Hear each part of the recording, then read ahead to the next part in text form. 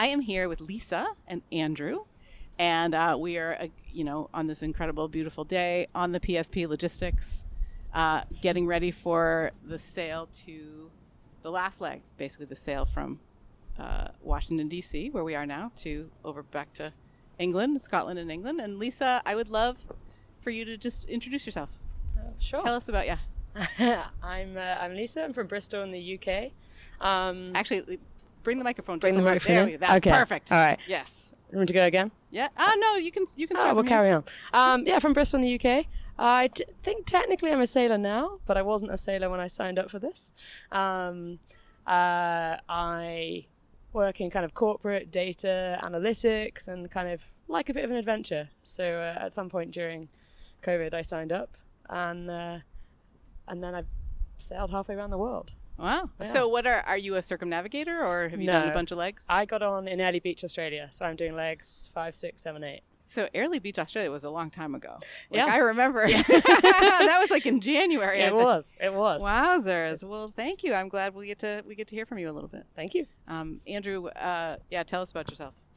My name's Andrew. I have a Canadian passport. Have no fixed address at this time. Bit of a wanderer.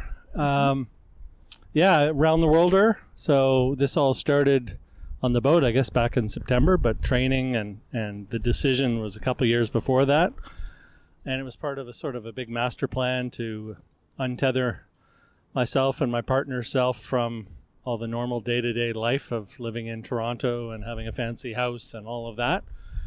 And so this year has been just an adventure of traveling around the world and meeting a lot of really cool people. And she's a badass sailor now, so it took a little nudging earlier in the race, but she's somebody I always try to get on my watch, and successfully, thankfully, lately. So, and by job, I guess I coach people for a living, mm-hmm. and that may have been helpful on the boat from time to time.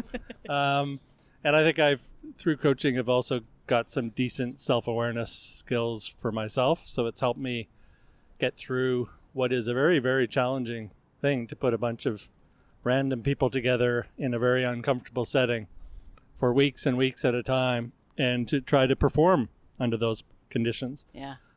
So it's been a really cool experience to be part of. Yay! Lisa, what inspired you to do it? Why are you here? The Clipper marketing machine is very strong in the UK. So I originally heard about Clipper about 11 years ago when an ex-partner of mine, he thought it was the coolest thing on the planet, and he was like, I want to do it. And I was like, you're insane. I literally, wow. Why would you ever want to do this? And we saw it like on the tube, the poster, the classic posters that they do. But clearly at some point we ended, and at some point I signed up for the marketing. So slowly I was just getting it, and was craving adventure. So prior to doing this, I'd done a lot of traveling. I'd try and take 3 or 4 weeks off a year from work and go somewhere. And I was planning my next big adventure, which was going to go to Peru and go hiking. But it was during the time of COVID where countries kept shutting down. So you'd kind of get there, and then you might have to go home or get stuck there. And I was like, I don't know if I want to use all my time and money this year on a inadequate adventure. Yeah. And I saw this was 23, 24. I was like, well, by then we'll either have learned to live with COVID or we'll all be dead. Wow. So why not give it a go? So I then, my sense of adventure and my interest in trying to challenge myself like every year to do something and learn something new. Clipper kind of ticked a lot of those boxes. Wow. And so I signed up for less than I'm doing. Really? I've added more, yeah. Wow. So you mean you were in the middle somewhere and you were like, actually, yes, please, I'd like to keep doing this. Well, it was more like when I originally signed up, I was only going to do leg 7, so I would have been getting off here. Yeah.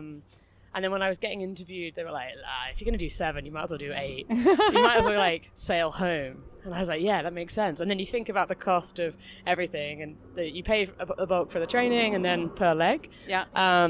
So I was like, well, I've already like 2/3 of the cost would already get. It's not that much more to add another leg. Wow. So then I added 8, and that was my original contract. I did all my training, and then it was on.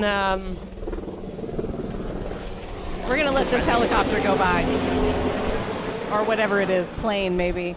This is awesome. It's just the president. I'm so probably. glad we were recording on the boat. It's just the president. We're hanging with the president. Yeah, then our final week of training, we do it with our team and with Mike and Lottie, our skipper and AQP, and they just convinced me that I'd be really good on the North Pacific, so leg 6. Woohoo! Which I thought, that does sound fun. But I don't want to start there, so then I added 5. That's awesome. Yeah. So cool. Well, thank you. You're welcome. Andrew, what inspired you to do this race? Yeah, my story's a little different. The marketing machine, that poster, I've heard so many people that there's this poster that basically said, what, are you looking forward to going to work today? Or Yeah, so, yeah.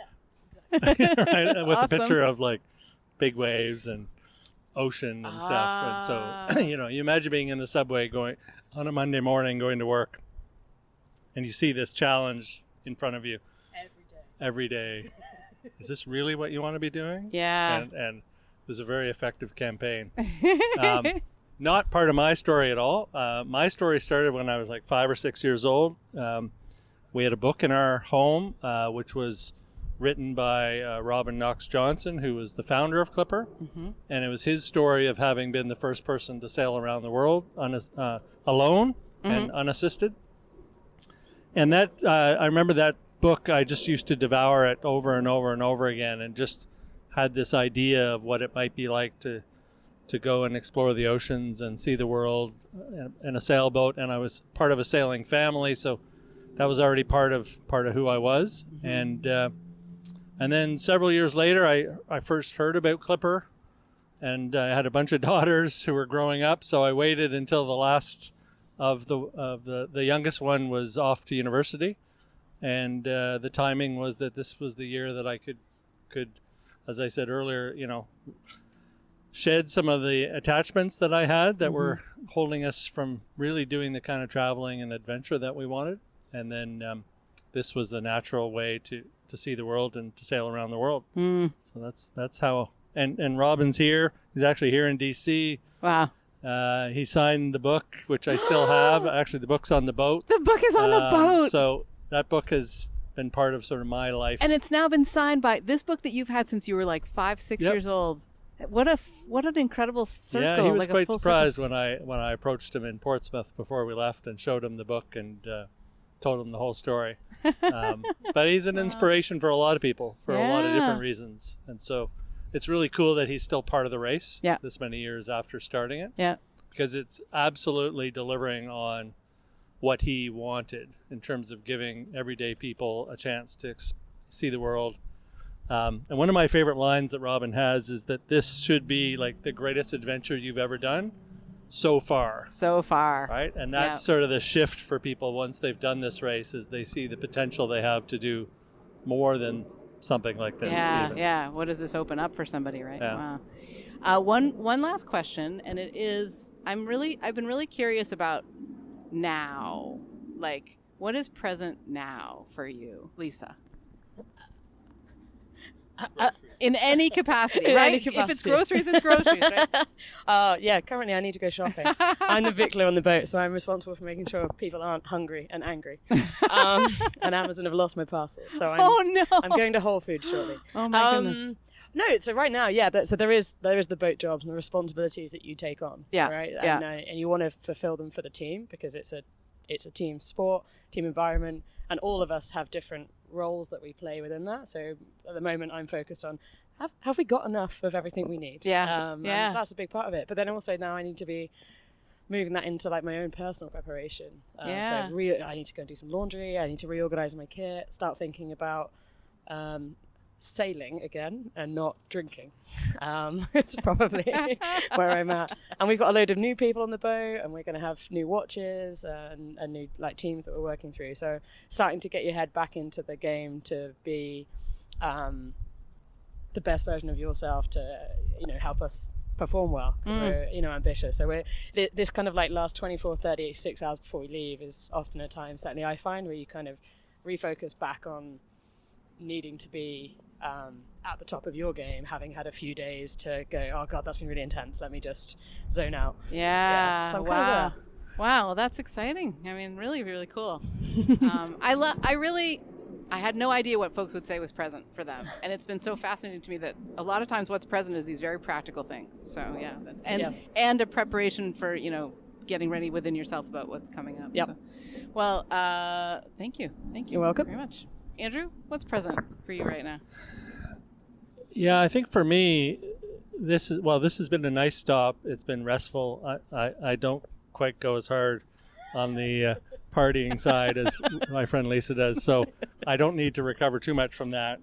But I think for me it's actually this balancing of staying present to the race that we still have in front of us, and then the sort of desire that my family and loved ones have to have clarity on what next. And I've pushed that question away for the last 9 months, and I'm going to try to push it away for one more month. But it's hard, there's a lot of people that are relying on you and knowing where you're going to be and when you're going to be there and all that. I'm excited because I have a wedding that I get to walk my daughter down the aisle for. Yay! I get to drive another one off to university. So I have a couple of Awesome. things that are sort of concrete in August. And then I think after August, it'll be time to sort of sit down and answer some of those bigger questions. So for me, what's present right now is actually staying present to enjoying the last couple races, right? And really I've done a really good job of that up until now, and it's just staying there for this last month. Wow. Oh, that's really cool. Yeah. Like seeing the practical and seeing some of the outside influences and being able to say, okay, I'm here now. It's really cool. I think it's hard, I'm sure, for everybody on the boat, for our loved ones to really understand how it is to be immersed in something like this, and how much of a bubble it really is when you're in it. And it's hard to be thinking about all the details of life afterwards. I think for a lot of people, they come on here to some extent looking for some kind of inspiration. Maybe it's a change in their life or something. But it doesn't always show up in a very black and white obvious way. Yeah. There's just, you get a sense that there's more to do in the world. There's more to see in the world. There's interesting people that you might not have ever had a chance to meet when you go and do these kinds of things. And what does all that mean in terms of how you live your life once you're back on shore? So it's a fascinating thing. But for the next 4 weeks, we get to go sailing again, which that's like the most exciting thing for me. Yeah. I get to go sailing and today. we get to eat great food thanks to Lisa. Yes. Amazing.